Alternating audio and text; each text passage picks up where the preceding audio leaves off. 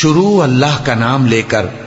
جو بڑا مہربان نہایت رحم والا ہے۔ اے پیغمبر صلی اللہ علیہ وآلہ وسلم، مسلمانوں سے کہہ دو کہ جب اپنی بیویوں کو طلاق دینے لگو تو ان کی عدت کو پیش نظر رکھ کر طلاق دو اور عدت کا شمار رکھو، اور اللہ سے جو تمہارا پروردگار ہے ڈرو۔ نہ تو تم ہی ان کو ایام عدت میں ان کے گھروں سے نکالو اور نہ وہ خود ہی نکلیں، ہاں اگر وہ کھلی بے حیائی کریں تو اور بات ہے، اور یہ اللہ کی حدیں ہیں، اور جو اللہ کی حدوں سے تجاوز کرے گا وہ اپنے آپ پر ظلم کرے گا۔ اے طلاق دینے والے، تجھے کیا معلوم شاید اللہ اس کے بعد رجعت کی کوئی سبیل پیدا کر دے۔ پھر جب وہ اپنی میعاد یعنی عدت ختم ہونے کے قریب پہنچ جائیں تو یا تو ان کو اچھی طرح سے زوجیت میں رہنے دو یا اچھی طرح سے علیحدہ کر دو، اور اپنے میں سے 2 منصف مردوں کو گواہ کر لو، اور اے گواہو، اللہ کے لیے درست گواہی دینا۔ ان باتوں سے اس شخص کو نصیحت کی جاتی ہے جو اللہ پر اور روز آخرت پر ایمان رکھتا ہے،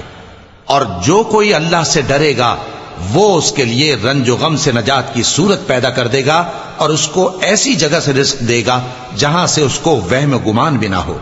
اور جو اللہ پر بھروسہ رکھے گا تو وہ اس کے لیے کافی ہوگا۔ اللہ اپنے کام کو جو وہ کرنا چاہتا ہے پورا کر دیتا ہے۔ اللہ نے ہر چیز کا اندازہ مقرر کر رکھا ہے۔ طلاق والی عورتوں کو ایام عدت میں اپنی حیثیت کے مطابق وہیں رکھو جہاں خود رہتے ہو، اور ان کو تنگ کرنے کے لیے تکلیف نہ دو،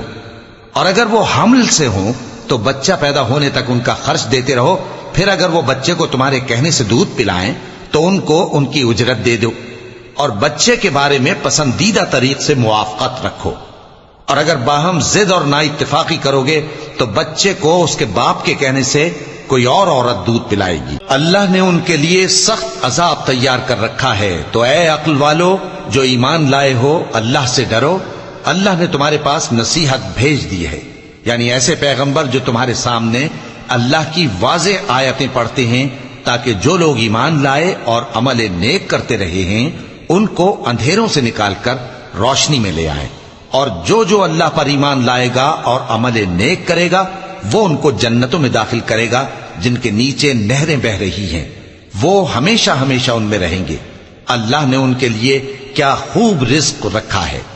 اللہ ہی تو ہے جس نے 7 آسمان پیدا کیے اور ویسی ہی زمینیں بھی، ان میں اللہ کا حکم اترتا رہتا ہے تاکہ تم لوگ جان لو کہ اللہ ہر چیز پر قادر ہے،